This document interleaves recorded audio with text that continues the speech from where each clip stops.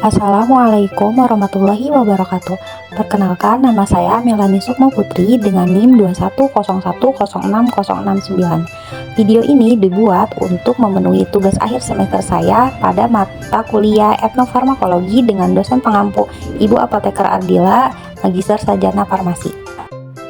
Sebelum masuk ke video observasi wawancara, yuk kita cari tahu dulu apa sih studi etnofarmakologi itu. Jadi, studi etnofarmakologi itu merupakan ilmu yang mempelajari kegunaan tanaman yang memiliki efek farmakologi yang memiliki hubungan dengan pengobatan.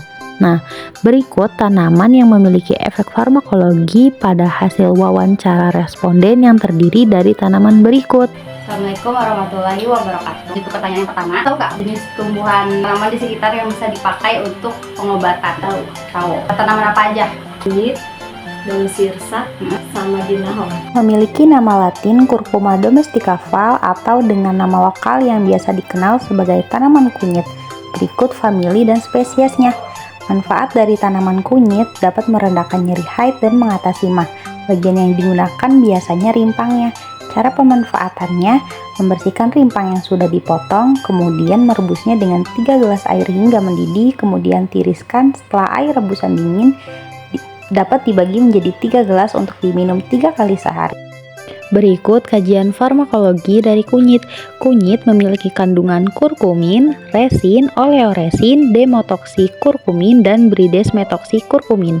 Khasiat kunyit tidak hanya saja untuk mengatasi MAH, tetapi sebagai obat gatal, kesemutan, gusi bengkak, luka, mengurangi nyeri haid, anti diare, dan sebagai penawar racun. Apa Ibu membudidayakan tanaman obat di sekitar rumah? Iya. Tanaman binahong manfaatnya untuk apa? Kalau binahong? Binahong manfaatnya buat operasi sesar. Nama lain Andredera cordifolia tenstenis atau dengan nama lokal tumbuhan binahong. Berikut famili dan spesiesnya. Selain dapat mengeringkan luka operasi, binahong juga dapat mengatasi diabetes mellitus. Berikut cara pemanfaatan dan bagian yang digunakannya. Tanaman binahong kaya akan kandungannya dan khasiatnya. Kandungan tanaman binahong memiliki kandungan alkaloid, asam askorbat, asam oleanalik, saponin, triterpenoid, flavonoid, polifenol, nitrit oksida, minyak atsiri, serta protein yang diberi nama ankordin. Berikut khasiatnya. Dalam kondisi saya habis sesar, kelahiran saya selalu minum binahong. Apakah Ibu membuat minuman obat sendiri? Iya. Apa ramuan obat dan bagaimana langkah-langkahnya? Binahong, terus dicuci bersih, direbus, ini Berarti yang diambil bagian daun-daunnya. Apakah Ibu tahu bahwa ada jenis tumbuhan di sekitar yang dapat digunakan untuk obat? ya. Apa saja tanaman tersebut yang Ibu ketahui? Biji, Ya, sama daun salam. oke. Nama lokal yang dikenal dengan tanaman jambu biji atau dengan nama latin Psidium guajavae. Berikut famili, spesies, dan manfaatnya. Bagian yang digunakan daunnya, dan berikut ada cara pemanfaatannya. Kajian kandungan farmakologi dari tanaman jambu biji memiliki kandungan flavonoid atau yang biasa disebut dengan quercetin, saponin, minyak atsiri, tanin, antimutagenik, dan alkaloid. Khasiat dari tanaman jambu biji juga bisa sebagai antiinflamasi, antimutagenik, antimikroba, analgesik, dan bisa mengatasi diare akut serta kronis. Apakah Ibu membudidayakan tanaman obat di sekitar pekarangan rumah? Apa saja tanaman tersebut? Daun salam, Nama tanaman lokal yang biasa disebut dengan tumbuhan salam atau dengan nama latin Syzygium pollentum wickwalp memiliki famili dan spesies berikut serta manfaat yang dapat menurunkan asam urat dan sebagai bumbu masak. Berikut bagian dan cara pembuatannya. Berikut terdapat studi kajian farmakologi dari tanaman salam atau yang dikenal dengan daun salam. Apakah Ibu membuat ramuan obat sendiri? ya. Apa ramuan obatnya dan bagaimana langkah-langkahnya? Ramuan obatnya yaitu dari serai sama dari jahe. Dengan nama lokal tanaman serai atau dengan nama latin Cymbopogon citratus memiliki famili dan spesies berikut. Manfaatnya itu dapat menurunkan asam urat dan sebagai bumbu masak. Berikut bagian yang digunakan dan cara pemanfaatannya.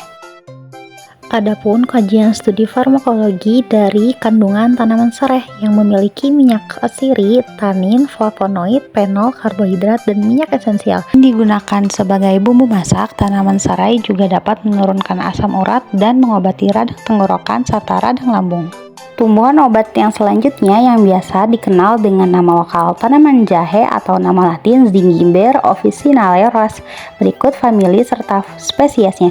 Manfaatnya dapat menghangatkan badan, mengatasi asam urat, dan bagian yang digunakannya itu rimpangnya, serta berikut cara pemanfaatannya.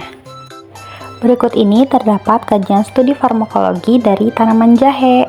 Biasanya dalam memakai obat tradisional, menurut Ibu, bagaimana khasiat obat tersebut? Apakah manjur? Cepat berarti manjur ya. Apakah Bapak tahu bahwa ada jenis tanaman yang di sekitar yang dapat dipakai untuk pengobatan? Banyak tahu Ya. Apa saja nih Pak? seperti pecah beling, Dengan nama lokal tanaman keji beling atau yang biasa dikenal dengan nama latin Sericocalyx crispus L memiliki famili dan spesies berikut.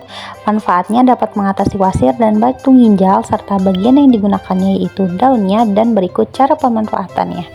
Berdasarkan studi kajian farmakologi dari tanaman keji beling memiliki banyak kandungan serta khasiat loh teman-teman. Menurut Bapak, bagaimana memperoleh tanaman obat dari hutan? caranya ya kita kalau bisa nanam dulu, membudidaya, habis itu pengambil obatnya lebih dekat, nggak usah ke hutan lagi, membudidayakan dulu.